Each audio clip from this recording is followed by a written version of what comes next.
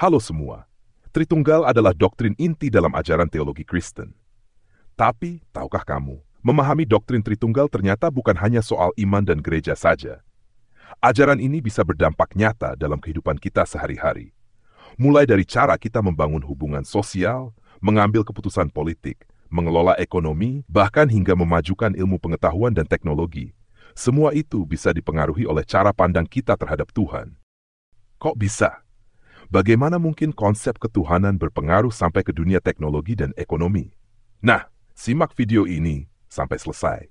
Karena kamu akan melihat bahwa Tritunggal bukan hanya doktrin abstrak, tapi juga kunci bagi kehidupan yang utuh dan bermakna.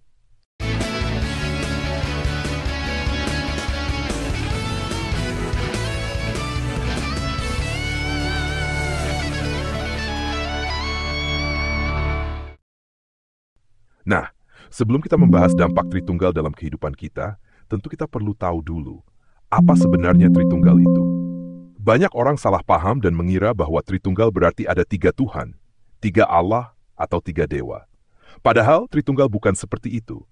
Pada intinya, Tritunggal berbicara tentang satu objek yang biasa disebut Tuhan, Allah, atau dewa. Inilah yang disebut dengan homoousia, satu hakikat atau substansi yang sama. Jadi, objeknya satu. Namun, dalam satu hakikat ini terdapat trias hipostasis, 3 pribadi, 3 subsistensi, atau 3 unsur. Ketiga unsur ini bisa dibedakan, tapi tidak bisa dipisahkan. Dan Tritunggal tidak berhenti sampai di situ.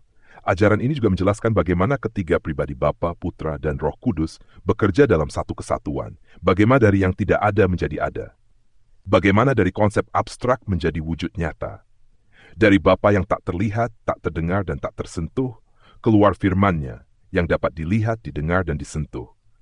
Dari firman yang disebut anak inilah segala sesuatu diciptakan, dan segala sesuatu yang telah diciptakan itu menjadi hidup oleh kuasa Roh Kudus. Nah, dengan memahami ini, bagaimana Tuhan menciptakan dari ketiadaan menjadi keberadaan, kita bisa menerapkannya dalam hidup kita sendiri. Mungkin saat ini kamu bukan siapa-siapa. Mungkin kamu merasa bukan apa-apa. Tapi kamu punya keinginan untuk berubah, untuk menjadi sesuatu. Anggap saja itu sebagai mimpi, sebuah ide abstrak. Mimpi itu perlu kamu definisikan. Ubah menjadi rencana yang nyata, yang bisa ditulis, dibaca, dan dimengerti. Lalu jalankan rencana itu dengan semangat dan ketekunan. Inilah penerapan prinsip Tritunggal dalam kehidupan pribadi kamu. Karena kamu yang bukan apa-apa, tetap akan jadi bukan apa-apa jika tidak punya mimpi. Mimpimu tidak akan jadi apa-apa jika tidak kamu wujudkan dalam rencana. Dan rencanamu akan tetap tidak jadi apa-apa jika tidak kamu jalankan. Mimpi, rencana, dan pelaksanaan 3 hal yang berbeda. Tapi ketiganya adalah satu kesatuan yang tidak bisa dipisahkan.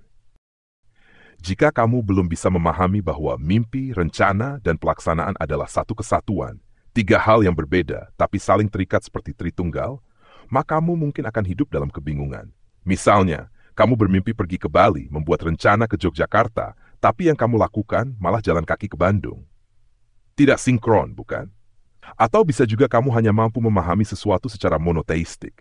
Dalam arti, kamu berpikir semua harus satu bentuk, satu jalan, satu tujuan. Akibatnya, kamu tidak bisa membedakan antara mimpi, rencana, dan pelaksanaan. Kamu tidak tahu proses untuk mengubah diri dari bukan apa-apa menjadi sesuatu. Atau mungkin kamu akan terjebak dalam pola pikir bahwa hanya salah satu dari ketiganya, mimpi saja, atau rencana saja, atau pelaksanaan saja, yang menentukan sukses. Padahal kalau kamu abaikan yang lain, kesuksesanmu akan berhenti di tengah jalan. Bahkan mungkin hanya akan jadi sebatas angan-angan. Nah, inilah salah satu dampak pemahaman Tritunggal dalam kehidupan pribadi kita. Dan dampak ini sangat terasa, terutama dalam hal ekonomi dan perencanaan hidup. Sekarang, bagaimana dengan kehidupan sosial? Apa dampaknya terhadap hubungan kita dengan orang lain? Ajaran Tritunggal menjelaskan bahwa Bapa, Putra, dan Roh Kudus adalah 3 pribadi yang satu hakikat, terikat dalam relasi kasih. Mereka berbeda, tapi setara dan bersatu. Hubungan di antara mereka bukan saling bersaing, tapi saling mengasihi dan melengkapi. Bagi sebagian orang, konsep 3 pribadi satu hakikat terdengar seperti politeisme atau bahkan triteisme. Tapi esensinya bukan soal jumlah, melainkan soal hubungan yang penuh kasih. Dan dari sini kita belajar prinsip penting. Manusia, yang juga satu hakikat sebagai sesama ciptaan, seharusnya saling mengasihi. Hubungan kita tidak didasari adu kekuatan, tapi kerjasama dan pelayanan.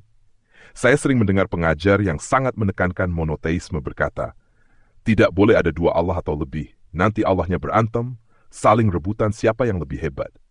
Komentar saya begini, sampai hari ini tidak ada satupun yang bisa membuktikan secara ilmiah bahwa Allah itu benar-benar ada. Kalau bisa dibuktikan secara sains, tidak akan ada lagi orang ateis. Artinya keberadaan Allah, apakah 1, 2, 3 atau bahkan 3 miliar, bukan fakta ilmiah, tapi keyakinan. Dan jika keyakinan seseorang mengatakan hanya boleh ada satu, karena kalau lebih dari satu akan berantem, itu bukan pembuktian keesaan Allah. Itu justru menunjukkan pola pikirnya sendiri, bahwa semua hubungan antar pribadi adalah pertarungan kekuasaan. Kalau berinteraksi dengan orang lain, pikirannya langsung, siapa yang lebih hebat, kamu atau saya? Inilah sebabnya mengapa kita sering melihat kekacauan dalam komunitas yang hidup dengan pola pikir seperti itu. Mereka terus berusaha menjadi yang paling hebat, seperti Allah dalam imajinasi mereka yang juga ingin menjadi satu-satunya penguasa. Tritunggal mengajarkan hal yang berbeda. Bapa, Putra, dan Roh Kudus adalah pribadi-pribadi sehakikat yang saling mengasihi, saling mendukung, bahkan saling melayani. Tidak ada yang berebut posisi tertinggi. Dan dari situ, kita belajar bagaimana bersikap kepada sesama. Bukan dengan bersaing siapa paling hebat, tetapi dengan saling mengasihi dan saling melayani, tanpa harus bertengkar soal siapa yang lebih unggul. Sekarang, mari kita lihat dampak pemahaman Tritunggal dalam bidang politik. Dalam sistem pemerintahan modern, kita mengenal 3 unsur penting. Rakyat sebagai pemegang kedaulatan, pemerintah sebagai pelaksana, dan konstitusi atau hukum sebagai penjamin dan penggerak kehidupan bernegara. Menariknya, ketiganya bisa dianalogikan dengan struktur Tritunggal, Bapa, Putra, dan Roh Kudus. Bapa dalam Tritunggal bisa diibaratkan sebagai rakyat sumber otoritas tertinggi. Dari rakyatlah segala mandat dan legitimasi berasal. Rakyat tidak selalu terlihat secara aktif di panggung politik, tetapi kehadirannya menentukan arah dan dasar kekuasaan. Yesus atau Sang Putra bisa diibaratkan sebagai pemimpin eksekutif, presiden atau raja yang menerima mandat dari rakyat dalam hal Tritunggal dari Bapa dan mewujudkannya dalam bentuk nyata. Yesus adalah firman yang menjadi daging, pengungkapan konkret dari kehendak ilahi. Demikian pula pemimpin eksekutif adalah manifestasi nyata dari kehendak rakyat yang bekerja secara langsung di tengah kehidupan bangsa. Lalu Roh Kudus? Dalam konteks politik, Roh Kudus dapat diibaratkan sebagai konstitusi atau semangat hukum, yaitu roh yang menghidupkan sistem. Ia tidak memerintah secara langsung, tapi menjiwai, mengarahkan, dan menghidupkan seluruh proses. Tanpa Roh Kudus, Tritunggal menjadi struktur kaku. Tanpa konstitusi atau semangat hukum, politik menjadi kekuasaan tanpa jiwa. Jadi dalam analogi ini, Bapa rakyat sumber mandat, Putra pemimpin eksekutif pelaksana kehendak, Roh Kudus konstitusi hukum, penggerak dan penjamin kehidupan bersama. Ketiganya tidak bisa dipisahkan. Jika rakyat tidak memberi mandat, pemimpin kehilangan legitimasi. Jika pemimpin tidak menjalankan mandat, rakyat akan menderita. Dan jika konstitusi atau semangat hukum diabaikan, maka negara akan kehilangan arah dan berubah menjadi otoritarian. Dari pemahaman Tritunggal ini, kita belajar bahwa kekuasaan bukan milik satu pihak saja. Ada relasi yang hidup, harmonis, dan penuh kepercayaan antara sumber kekuasaan, pelaksana, dan penggerak. Itulah model politik yang sehat, bukan diktator, bukan anarki, tetapi relasi yang saling melengkapi dan saling memberi ruang. Sekarang, mari kita lihat bagaimana pemahaman Tritunggal berdampak dalam ilmu pengetahuan dan teknologi. Sepanjang sejarah, banyak orang mencoba menjelaskan Tritunggal lewat analogi. Beberapa di antaranya mungkin tidak akurat secara teologis, bahkan pernah disebut sebagai bidat. Namun, analogi-analogi ini pernah sangat berpengaruh dalam cara berpikir masyarakat Kristen. Salah satu analogi yang populer adalah matahari, sinar, dan panas. Matahari adalah sumber cahaya. Sinarnya terlihat dan panasnya terasa. 3 hal yang berbeda, namun tidak dapat dipisahkan. Semuanya berasal dari satu sumber yang sama. Ada juga analogi air. H2O bisa berwujud cair, es, dan uap. Bentuknya bisa berbeda, tetapi hakikatnya tetap sama, molekul H2O. Atau analogi manusia, tubuh, jiwa, dan roh. 3 unsur berbeda, namun membentuk satu pribadi yang utuh. Sekali lagi, ini bukan penjelasan yang tepat tentang Tritunggal. Tapi analogi-analogi ini pernah dipakai untuk mendekatkan konsep Tritunggal kepada pemahaman orang awam. Dampaknya, orang Kristen menjadi terbuka untuk memahami dunia fisik. Mereka mulai berpikir dalam kerangka keterhubungan antar unsur, struktur yang kompleks namun satu, dan realitas yang bisa dijelaskan secara ilmiah. Bahkan orang Kristen awam jadi mulai mengenal astronomi lewat analogi matahari. Mereka mulai mengerti kimia lewat analogi air. Mereka mulai tertarik dengan biologi dan psikologi lewat pemahaman tubuh, jiwa, dan roh. Pemahaman ini memiliki keingintahuan, dan dari rasa ingin tahu lahirlah pembelajaran, penelitian, dan akhirnya kemajuanmu pengetahuan dan teknologi. Semua itu berawal dari usaha memahami sebuah misteri iman, Tritunggal.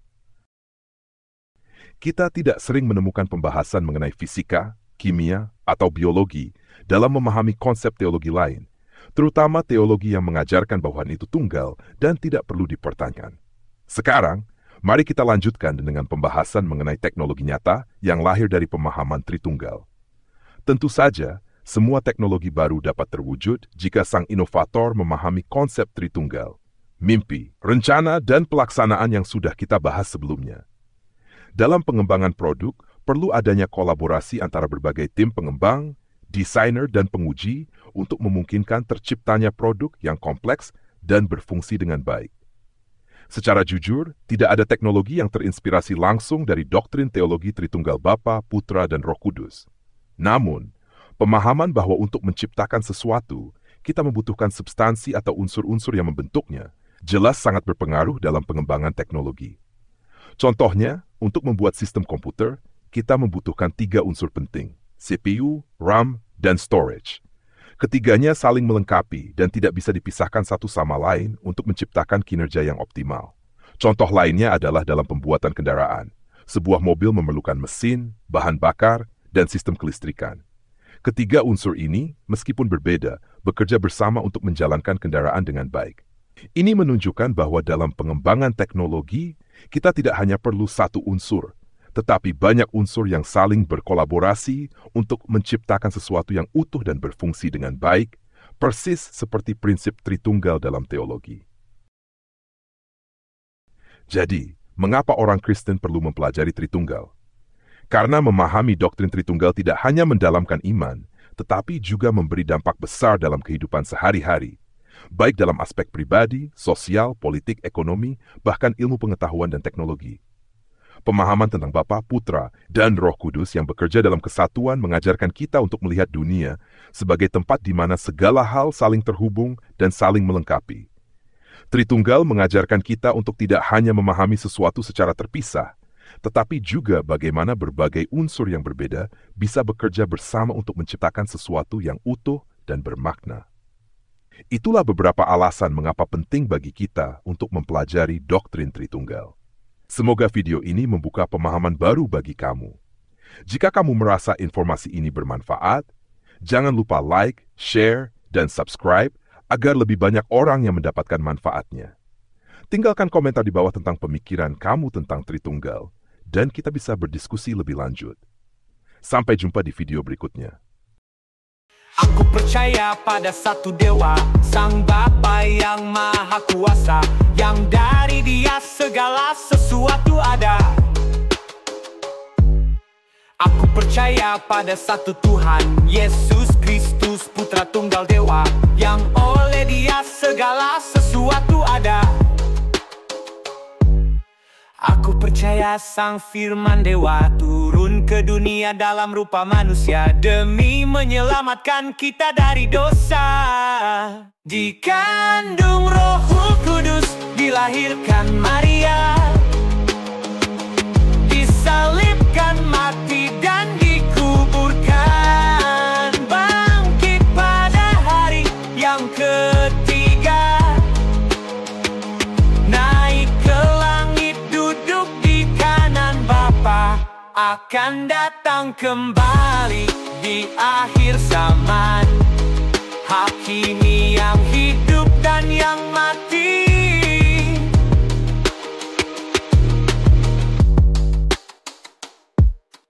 Aku percaya pada Roh Kudus yang berbicara melalui para nabi, satu dengan Bapa dan Putra. Aku percaya pada baptisan, satu gereja yang universal, persekutuan orang kudus. Aku percaya pengampunan dosa akan dibangkitkan dari kematian, hidup abadi bersama Sang Dewa. Aku percaya pengampunan dosa akan dibangkitkan dari kematian, hidup abadi bersama Sang Dewa.